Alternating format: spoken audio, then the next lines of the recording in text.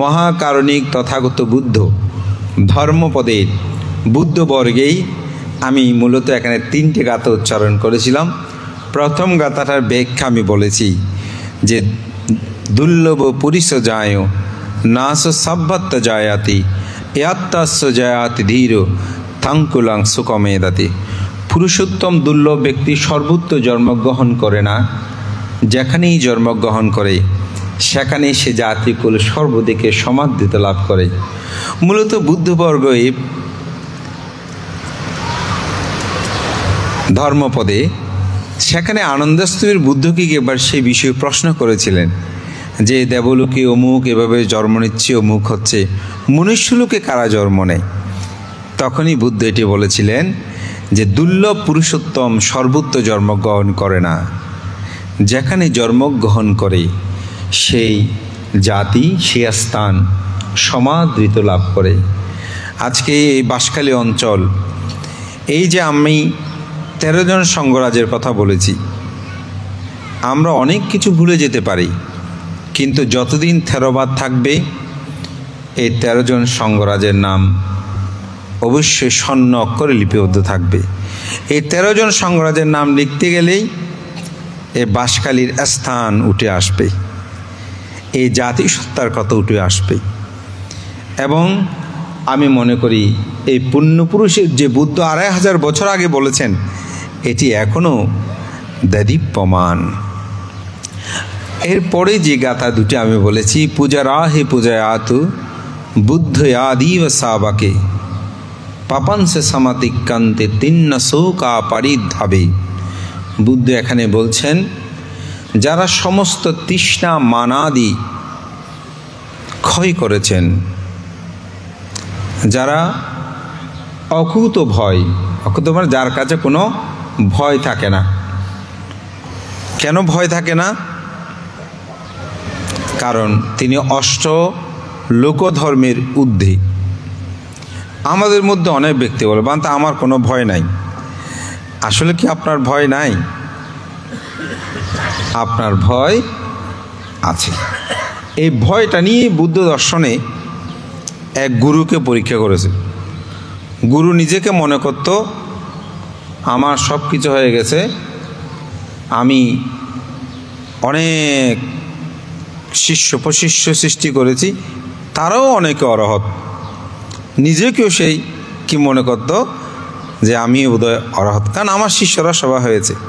তো একদিন শিষ্যগণ চিন্তা করছে আমরা সবাই তো অরহত হয়েছি, 500 জন শিষ্য, 1জন 2জন নয়, কিন্তু আমাদের গুরু তো এখনো বাঘবাল্লুক তৈরি করে।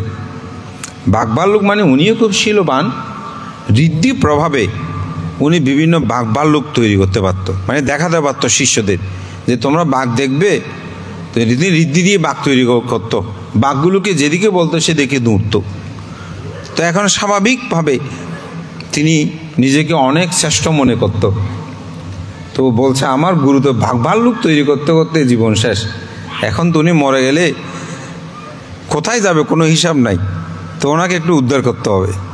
তো গুরুর কাছে গিয়ে বলছে গুরু দেখি তো আপনি একটা বাঘ তৈরি করেন তো। তো গুরু একদম খুব সহজে ঋদ্ধি দিয়ে একটা বাঘ তৈরি করে ফেলল। মানে বাঘ বলছে গুরু এটাকে একটু আপনার সামনে দ্রুত আসতে বলেন। তো দ্রুত আসতে বলছে, যখন বাঘটা খুব দ্রুত এসেছে সে ভেবে একেবারে ভয় পেয়ে গেছে। তো বলছে গুরু আপনি কেমন এই বাঘভাল্লুকগুলো তৈরি করার যেমন, কিন্তু তার ভয়ে তো আপনি এখনো কাটাতে পারেননি, ভয় পান কি না? আমি কি বলবো, এখন তো অনলাইনেও যাচ্ছে দেখো না, একটা শ্রমণ সেই মোবাইল নিয়ে এভাবে কি দেখতেছে কি জানে, আমার পাশে বসা, সে হঠাৎ মোবাইলটা এবার দুঃখ করে ফেলে দিল। কিরে ঘটনা কি, নিজে কেন মোবাইল ফেলে দিল? আমার পাশে বান্ধব ছোটো বান্ধব বলো কি ও মোবাইল এভাবে ফেলে দিয়েছে কেন? বলতে বান্ধব মোবাইলে এমন একটা জিনিস দেখলে আপনার ভয় লাগবে, আমি একটু দেখাও তো দেখি। দেখি এভাবে দেখালো যে এটা কি সাপ নাকি বাঘ আমার মনে নাই, সেটা এভাবে মুখটা হঠাৎ করে হাঁ করে যে আপনার আসলে ভয় লাগবে। মোবাইলে করলেও নিজের কাছে একটা ভয় লাগে। তো আমি বললাম এই জন্য মনে হয় তাহলে আচ্ছা দেখ, আমরা সবাই হাসতে হাসতে তো বললাম এটাই যে বুদ্ধের সময়কালের যে ঘটনা, যখন বাঘটাকে তার সামনে নিয়ে আসলো তখন গুরু ভয় পেয়ে গেছে। বলছে, গুরু আপনি তো এখনো ভয় মুক্ত হতে পারেন নাই। তখন গুরুর মধ্যে চেতনা আসলো, আসলে তো ঠিক, আমার তো ভয় না থাকার কথা, অকুত ভয় যাকে বলছে, যার মধ্যে কোনো ভয় নাই। এমনি ভয় নাই বলে মিছিল মিটিং করে মারামারি করা, এই অর্থ অকুত ভয় না। বুদ্ধের ধর্ম দর্শনে চিত্তে মধ্যেই যেন অকুত ভয়। চিত্তের মধ্যে কেন? যে চিত্তের মধ্যে লোভ নাই, দেশ নাই, মোহ নাই। অষ্টলোক ধর্ম যদি বুঝি, লাভ অলাভ, যশ অযশ, নিন্দা প্রশংসা, সুখ দুঃখ, এই অষ্টলোক ধর্ম যার চিত্তের মধ্যে বিদ্যমান নাই, সে অর্থেই বলা হচ্ছে এখানে অকুত ভয়, যার মধ্যে ভয় নেই। তখন তাকে বুদ্ধের কাছে নিয়ে গেলেন। তো বুদ্ধের কাছে নিয়ে গিয়ে গুরু যেহেতু তারা তো পাচ্ছে না, তখন বুদ্ধ তাকে তুচ্ছ তুচ্ছভাবে ডাকছিল। তখন পরবর্তী তিনি আত্মসাধনায় নিমগ্ন হলে কর্মাস্তে। আমি বিষয়টা অকুত ভয়টা কি, এটাই মূলত আমি বুঝাতে চাচ্ছিলাম, ভয়টা কি। তখন আত্মসাধনায় তিনি নিমগ্ন হলেন। যখন তিনি অচিরেই তিনি অরহত্ব মার্গ জ্ঞানেই উপনীত হলেন। ধর্মপ্রাণ প্রিয় উপাসক উপাসিকা বিন্দু,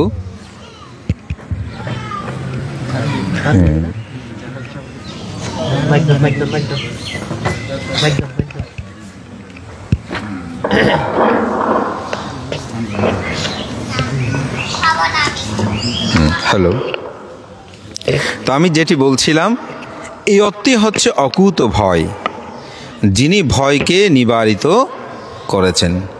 তা আমাদের যে পুণ্যপুরুষদেরকে আমরা স্মরণ করছি, তারা যে অকুত ভয় হয়ে গেছেন আমি সেটা জানি না। ভালো হবে, ফ্যান ফ্যান ঠান্ডা আসছে। তো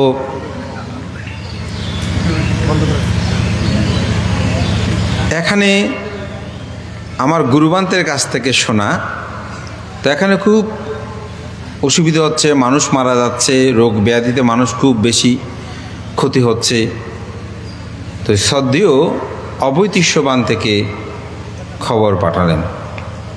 তো ভান্তে এসে প্রথম রাত্রে থাকলেন, যে ঘরে থেকেছেন সেখানে ভান্তের সাথে এই অপদেবতার কথা হয়েছে। এটা আমার দেখা না, আমার গুরুভান্তে আমাকে বলেছেন একদিন। তো ভান্তে বলছে তুমি চলে যাও। কাকে বলছে? এই অপদেবতাকে। অনেকক্ষণ কথোপকথন হলো। হয়তো আমাদের আধুনিক প্রযুক্তির যুগে অনেক ছেলে মেয়ে এটাকে বিশ্বাস নাও করতে পারে, কিন্তু আমি মনে করি আমরা যদি একটু উপলব্ধি করি তাহলে বিষয়গুলোকে বোঝা যাবে। তো ভান্তে সূত্রপাঠ পরে পুরো গ্রাম বিচরণ করলো। ভান্তে আসা দেওয়ার পথ বর্ণনাও দিয়েছে, কত কষ্ট করে তখন এসেছে। তা আমি এটা বলছি যে অকুত ভয় জীবনের পথের তারা প্রতীক ছিলেন। তো বুদ্ধ বলছে তৃষ্ণা, মান এবং অকুত ভয় যারা, তাদেরকে যারা পূজা করে। তো এই তৃষ্ণার কথা কি? ভান্তের আমি একটা জীবনীতে পেয়েছি, অবৈতিষ্যবান্তের, জীবজনের মঙ্গলের জন্য জীবনকে উৎসর্গিত করো। ঠিক অসাধারণ একটি কথা। অর্থাৎ শুধু আমার অকল্যাণ না, আমার অকল্যাণও করব না, সর্বজনের মঙ্গলের জন্য আমার জীবন। আমরা তো বলতাম যে শুধু আমার কল্যাণ না, পরের কল্যাণের জন্য, কিন্তু এখানে বলছে না, আমার অকল্যাণের জন্য নয়, সর্বজনের মঙ্গলের জন্য। সদ্য ভান্তের এখানেই তার তৃষ্ণাক্ষয় চেতনার যে জীবন, এটি এখানে আসলে প্রস্ফুটিত হয়। পরম সদ্য অবৈতিষ্যবান্তের অনেক কাহিনী আছে। আমাকে একজন উপাসক, ওনারা কৃষ্ণরাজের বংশ, তো এক মুসলিম পরিবারে ওখানে গ্রামে আগুন ধরেছে। এখন তখন তার ফায়ার ব্রিগেড ছিল না, মানুষজন সবাই খুব চেষ্টা করছে আগুন নিভাতে। তো বানতে খবর আসলো যে আগুন ধরেছে, তো বানতে বলছে আমাকে একটু নিয়ে যাও। তো এখন সবাই বলতেছে আপনাকে কেন, মানুষজন ওখানে আগুনে দৌড়াদৌড়ি করতেছে, আপনি ওখানে গিয়ে কী করবেন? আপনাকে ধরে থাকতে হয় একজন দুইজন লাগে, এখন আপনি কি ওখানে কি করবেন? তো বানতে বলতেছে তোমাদেরকে বলছে আমাকে নিয়ে যাও। তো নিয়ে গেছে। তো মানুষ তো বালতি দিয়ে পানি দিচ্ছে, চেষ্টা করতেছে। তো বানতে বলতেছে এক বালতি পানি আমাকে দাও। এখন ওনাকে ধরে নিয়ে গেছে চেয়ারে করে, এখন বালতির পানি দিয়ে কি করবে স্বাভাবিক। তো বানতে যেহেতু বলেছে দিয়েছে, তো বানতে ওগুলো নিয়ে তিনি কি করেছেন সেটা যারা দেখেছে আমাকে বলেছে তারাও জানে না। ওদের এইগুলো নিয়ে একটু ছিটে দাও, একটু একটু করে ছিটে দাও চারিদিকে। যখনই ওখানে ছিটতে শুরু করেছে সেখানেই আগুন নিভে গেল। যতদিকে ধরেছে একটু একটু ছিটিয়েছে, আগুন সাথে সাথে নিভে গেছে। এটা কিন্তু একটা মুসলিম পরিবার ছিল, সেটি এখনও লোকমুখে প্রচলিত রয়েছে সদ্যবান্তের এই কথাগুলো। হয়তো আমার দেখানোর জন্য আমি বলছি না, একদিন এক মুসলিম ভদ্রলোকও আমাকে তিনি এ কথাটা বলেছেন। কথা প্রসঙ্গে যখন বলে যে আপনি সাতবাড়িয়া যান, আমি বলতে হ্যাঁ মাঝে মধ্যে যাই। ওদের সাতবাড়ি একটা অনেক বড় বানতে ছিল, নাম বলতে পারতেছে না, ওদের অনেক বুড়ো বানতে ছিল একদম, এবং শুকনো এরকম ছিল, অনেক বড়। ওনার ওখানে মানুষজন সবসময় আসা যাওয়া করতো। এখন তো ওদের আর সেরকম নাই, এরকমও আমাকে বলতেছে। আমি হ্যাঁ ওনার নাম ছিল অবৈতিষ্য মস্ত, উনি সংঘরা ছিল অনেক বড়। বলে যে হ্যাঁ উনি অনেক বড়, ওনার যে মারা গেছিল উনি আমাকে বলতেছেন। তো ওনারকে আপনারা তো ফরে ফেলেন, খবর দেন না, ওই অনুষ্ঠানটা অনেক বড়, আমার এখনও ওগুলো মনে আছে। তো উনি আমাকে বলছে। তো ওনাদের মধ্যেও সদ্যভান্তের অনেক কথা স্মৃতিগাথা নিহিত রয়েছে। আমি মনে করি আমাদের প্রজন্মদের মধ্যে এই চেতনাগুলো যেন জাগ্রত হয়, এটার চর্চা, এটার আলোচনা আমি মনে করি আমাদের প্রয়োজন। পরম সদ্যভান্তের একটি বক্তব্য আমার কাছে খুব অবাক লেগেছে। সেটা হচ্ছে সংগ্রাসনিকের শতবর্ষ উদযাপনে এবং সংগ্রাসনিকের একটি সাধারণ সভার তার যে একটা বক্তব্য, এটা একটি ঐতিহাসিক দলিল। আমাদের শ্রদ্ধেয় অতুল সেন মস্তবীর তার ছোট বইটাতে তিনি তার পরিচিষ্টি সংযোজিত করেছেন। আমি আজকে সেটা পড়তে পড়তে আমার চোখ দিয়ে আমি অভিভূত হলাম যে তিনি সংগ্রাসনিকের ইতিহাস কিভাবে তার পুনর্জাগরণ এবং আগামী দিনগুলোকে কিভাবে অতিবাহিত করা জানার জন্য চেষ্টা করেছি। যদি আজকের আয়োজন না হতো, যদি আপনারা এই আয়োজন না করতেন, হয়তো এটি কোনো এই বইটা সেখানে বন্দী হয়ে থাকতো। কখনো প্রয়োজনবোধ না হলে তো আপনি আবিষ্কারের দিকে যাবেন না। মানুষ কখন আবিষ্কার, আমি প্রথমে বলেছি আমার বিজ্ঞযুগের বীজরূপী পিতা অধ্যাপক অর্থদর্শী বাবু, তিনি আমাকে অনুপ্রাণিত করতেন। আমাকে বলতেন বিভিন্ন ভান্তেদের দর্শনগুলো জীবনীগুলো একটু পড়বেন। কেন পড়তে বল? বাঁশখালী কেন্দ্রীয় চৈত্য বিহার, এই বিহার আমাদের বাংলাদেশের বৌদ্ধদের একটু অন্যতম, কারণ এখানে সদ্যীয় আমাদের ধর্মমিত্র ভান্তে আপনাদের সকলকে নিয়ে তিনি প্রায় সময় পুণ্যপুরুষদেরকে স্মরণ করে বিবিধ অনুষ্ঠান কর্ম সম্পাদন করেন। এমনকি এখানে ভিক্ষু পরিবাস ব্রত, যেখানে আমিও অংশগ্রহণ করি। আপনাদের সকলের প্রতি অপরিসীম কৃতজ্ঞতা জানাই, বন্দনা, মহান সঙ্ঘের প্রতি বন্দনা জানাই। আমি সেই পুণ্য পুরুষ যারা এদেশের সমাজ সধর্মের কল্যাণে নিজেদের জীবনকে উৎসর্গিত করেছেন, তাদেরকে স্মরণে বরণে রেখে আমি মনে করি যারা পূজর্ঘ নিবেদন করে নাসাক্ষা পুঁয়ে সাংকাতাং ইমেত্তা মাপি কে নাসি, অর্থাৎ তাদের যে পুণ্যের ফল এটি কখনো কেউ চিন্তা করে শেষ করতে পারবে না। তা আমি মনে করি এটা আমাদের সৌভাগ্য যে আমাদের পুণ্যপুরুষ এখনো বিদ্যমান, যারা আছেন তাদেরকে আমরা জীবিত থাকতে যেন আমরা পূজা অর্ঘ্য নিবেদন করি, যে কথাটি এখানে অধ্যাপক অর্থদীশবাবু বলেছেন। আমরা অনেক সময় জীবিত থাকতে মহাপুরুষদেরকে পূজা অর্ঘ্য করি না, এটা আমাদের আর একটি দোষ। সমালোচনা করি, অমুক সমুক এসব দিকে সবসময় তাকাই, কিন্তু জীবিত থাকতে যেন আমরা পুণ্যপুরুষদেরকে পূজা অর্ঘ্য নিবেদন করি। হারিয়ে গেলে পাবেন না। আমার গুরুভান্তের কথা, আমি যখন হংকংয়ে আমাদের শিলানন্দ ভান্তের সাথে আমরা বসছিলাম একটা প্রসঙ্গে, তো বলছে লোকজিৎ, তোমার গুরুভান্তে এদিন হতাহত দেয় জাঙাত হদুবা আজিয়া দুর্ভাগ্য। দুর্ভাগ্যটা কি জানেন? হয়তো শুনলে অবাক হবেন।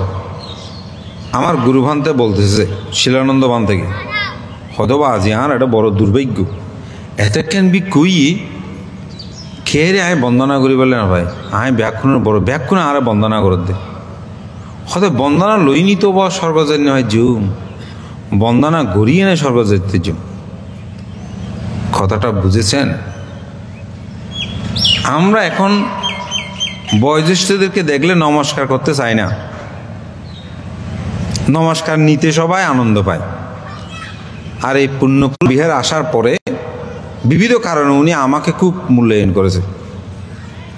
তো মূল্যায়ন করার পর সেবার আমরা 45 জনকে একসাথে নিয়োগ দেওয়া হয়েছে।